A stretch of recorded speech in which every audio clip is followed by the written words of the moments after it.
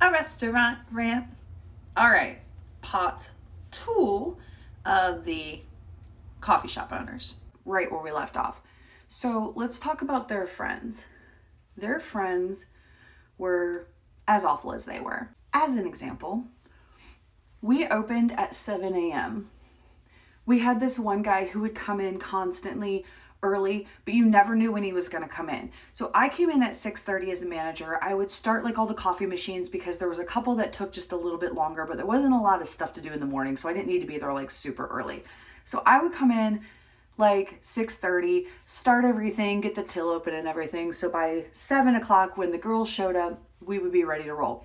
This dude would just show up at like 6:30, 6:45. One time he showed up before I was there, and I got a call about that too. I wasn't even scheduled and he was there.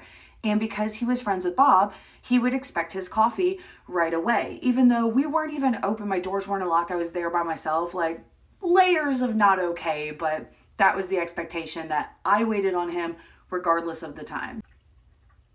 I feel like when people have friends that own businesses, there's two kinds of friends. One, there's the super respectful friend that would never embarrass the owner the way that they act like family and friends. And the second kind of friend who thinks that because their friend is the owner, they can take complete advantage of any situation and use the I know the owner excuse just to be a total D-bag. The lady from the video where I had to deliver her food was also Tammy's best friend, and she was directly across the street, and she would constantly be calling in and being like, do you want me to tell Tammy? Do you want me to let her know that you guys aren't like working hard or up to, like, she was always threatening us. And I just think she was such a bored Karen over there with her stupid little life. Like, otherwise, why would you bother me and a bunch of teenage girls? Like, what's the motivation there besides just being a mean girl that grew up and is still a mean girl? And also owned two dogs, and they were like lab size. They were a little bit bigger than medium-sized dogs, and she would let them loose. We were in like a gated community area where our strip mall was, and these dogs would just be loose, and they would come into the cafe, they would go into the kitchen like, hello, health code, and I would literally have to walk them back to her because she would never come get them. Like, it just wasn't concerning to her at all that her dogs were missing. And she'd be like, what are you doing with my dogs? I'm like, well, they were in the kitchen again. We can't have them in the kitchen. So, and then instead of putting them away, and no one loves dogs more than me. I'm not mad at the dogs. They're dogs. They smelled food. But like, instead of putting them away, she'd be like, whatever. And then an hour later, they'd be back in my kitchen again. This is also the same lady that on December 23rd, when I quit, was the one who called Tammy and Bob and let them know that I had shut down the cafe, which, speaking of the 23rd, so that was the day I quit, and I was scheduled to work Christmas Eve. I was scheduled to be in at 6 a.m. Nobody else was working. No Bob, no Tammy, and no other manager. It was just going to be me. So I'm working the night of the 23rd, and it is swamped because our area had really pretty lights that they put out, and there was like music with it. It was like a light show. It was like a whole big thing. So a lot of families would come, they would get like their hot chocolate and their coffee, and then they would go and like look at the lights all down the street. Understandable. We were swamped, okay? We had a line going out the door, and Tammy always had us, regardless of heat, cold, anything. We were meant to keep the doors open so people knew we were open.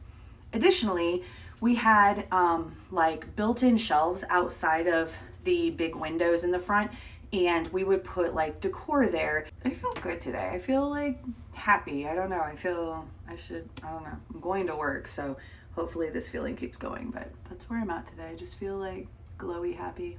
So we have a line going literally out the door, okay? And it's getting close to the end of the night. I forgot to mention, we were not supposed to stay on the clock past 9:15. It was like a big deal. She didn't want to pay anybody overtime. She didn't want to pay extra. So we were like made to hurry as fast as we could because we closed at 9. And then at 9:15, we should all have been clocked out. It was like her thing.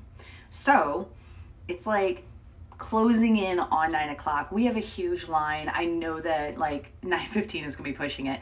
So one of the girls is like, hey, should I start bringing stuff in from outside? Still lights on, still have a line out the door, still making a million hot chocolates, and the phone rings and it's Tammy chewing me out because her friend across the street said we had closed, and I know the rules. We don't close that early. It's one of their biggest days. Why would you shut down my shop? We're going to talk about this when I come back from vacation because I was the only one working during the holidays. So Tammy, who loved to check camera constantly, I literally said to her, Tammy, look at the cameras. We're still open. We still have a million people in here. The one day she's like, not going to check camera. That's fine. The way that she treated me on that, and I was trying to explain to her, and she kept telling me she didn't want my excuses, I needed to open her shop back up, was just like my very last straw. I had hit my last straw before and I was actively looking for a job, but this was like my, you know what, I'm not going to wait to have another job moment. I'm just done because I'm not going to be talked to like this. So that night, I split up the tips because I knew if I didn't take my tips from that night, we usually did them in the morning, but if I didn't take my tips from that night, there's no way they were ever going to give me that money. So I split up the tips. I took my portion. I blocked every number I could think of. Forgot one kitchen girl who in the morning when I woke up, I could see only her. It was me and then only her side of the conversation responding to whomever was over here that I had already blocked. But yeah, I never went back in. When I got my last check deposited into my account, it was a fourth of what it should have been. And I found out when I got my stub in the mail that they had taken my pay from manager pay down to minimum wage.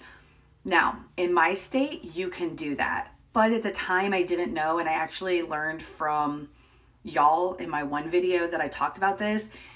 I believe that you're supposed to do it on future hours. It can't be like backtracked, and I didn't know that. So they did that, and I wasn't smart enough to have fought it or looked it up or anything, I guess. So that's on me. They also had charged me for that necklace that I was required to wear as part of my wardrobe. I had made really good friends with one of the girls in the kitchen that got hired the exact same week. Actually still friends with her to this day. She's one of my best friends. She's amazing. He told me after I left, everything that went wrong in that restaurant, they blamed on me. Like, I just lived rent-free in these heads of theirs. I guess there was a piece that broke on one of the coffee machines, and they were like, oh, Courtney must have sabotaged it, so it ruined us, and blah, blah, blah. Even though it was like 5-6 weeks after I had left. Like, I am not that smart, y'all. I got called for health inspector one time. That was me calling in fake things. They got called for the dogs being in the cafe. That was me again. Like, this was months after I had left, like just living up there for Tammy and Bob. And I think my best guess is because I knew a lot of their secrets and they were worried about that. That's the only thing I can think of. Like, why else they would blame me for everything to the staff when it was 2 months later. Like, I wasn't thinking about you the way you were thinking about me, babe. Isn't that like very bad relationship though? Like, the worse the relationship is, the more that they think about you and you've like just moved on. Courtney, what's that really illegal thing they were doing all the time? Let's talk about it. So the way we did the tips was in the morning, we would take all the money from the credit card tips, all the cash tips that was received, and we would combine them. We would divide them out by how many hours there were and how many girls worked that day. Then we would look up how many hours each girl worked, and that was how much of the money she got. So if you worked 3 hours, whatever the hourly was of the tips, you got 3 hours of that. Okay, follow? So we would put the money for each girl in an envelope with their name on it, and we would put it in the register. So whatever manager was there next on their next shift could just open up the register, pull out their tips, and give it to them. The first thing before we did anything, the other manager showed me, we would pull all the money in, we would take out $10, we would write Bob's name on an envelope, put the $10 in, and that money would go directly into the safe that no one could access but Bob. I believe this holds true in most states, but in our particular state, it is illegal to tip out the owner. It is very illegal to tip out an employee who was not even working that day. Only people who knew about this were me, the other manager, Tammy, and Bob, okay? The girls had no idea, and it was a very secretive practice for obvious reasons. I do not want to put mascara on. I think I'm just gonna go like this. It is what it is, right? every day when I would do tips, I would have to take out the $10, put it in the envelope, put it in the safe that Bob could access. He had also opened a second location right about the time I was hired. So he was actually getting $20 a day, 7 days a week from all the tips that we were getting. So, my first question was, hey, morning manager, why are we doing this? And she said it was for our Oops Fund. So while before I came, apparently one of the young girls had broken one of the more expensive machines, and he decided that he would take money out of our tips because we're the ones using the products and the machines and everything, and we're the ones that are going to break it. And he would put that money into an Oops Fund. So if anything was broken in the future, we just had the money right then and there to fix it. I'm not a business owner. However, isn't that just the price of doing business? Like, things are gonna break and you're gonna have to fix them. It's like ordering more product. You're gonna eventually run out of product and you're gonna have to order more. I'm not an expert. So that's how it was explained to me. It was the Oops Fund, and every day we contributed to the Oops Fund just in case anything was broken. Courtney, why didn't you tell anybody about it? I did. I called a couple managers in the area that I knew. I took a ton of pictures of the money, the envelope. I took a video of me putting the envelope into the safe. And basically what I was told by a lot of other people that I had, kind of spoken to about this is, yes, I can call somebody to come and investigate it. But the only person right now that is backing this story is me, because the owner's not going to tell on himself. And that other manager basically treated them like they were her second parents. So she was not going to back me up. None of the girls knew. And at the end of the day, one of the guys that I talked to told me, it looks like I am just out of my own free will writing his name on an envelope and putting money with it. Like, it looks like I'm setting him up, sort of a thing.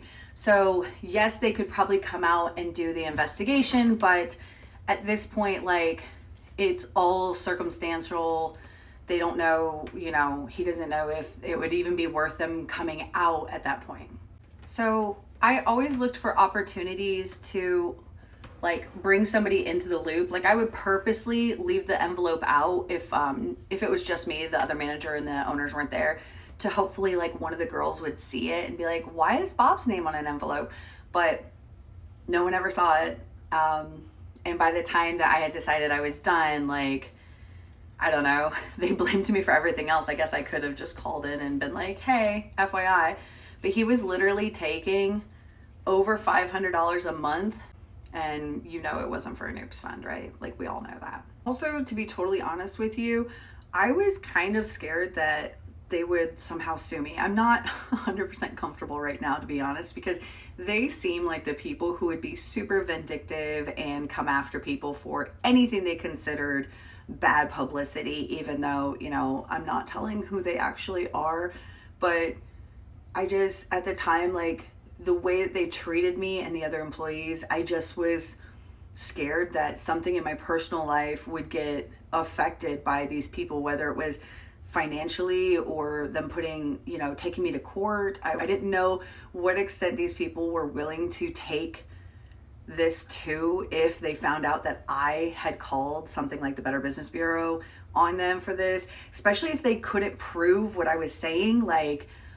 It would have been bad for me, I feel like. There was definitely a lot of self-preservation there too. And I wanted to help everyone and I wanted it to get out, but in the same breath, I had to protect me and mine as well. I just hope it's understandable hitting it with the dry shampoo, because I put a little too much conditioner in my hair. There, that's a little better. So anyways, that was my last straw when I really started heavily looking for a job. And then everything that happened on the 23rd was my, you know what, I try so hard to have a job before I leave one, but I'm good. I'm just gonna go. I have not since then stepped foot back in that coffee shop. I found another one that I like better. I frequent them often, and especially hearing For months they talked about me like, you will never get my business. And any person that asked me like, oh, is this a good place to go? Or I was thinking about, I'm like, I wouldn't give them my money if I were you. So, all right, besties, have a fantastic day. Please be kind to yourself.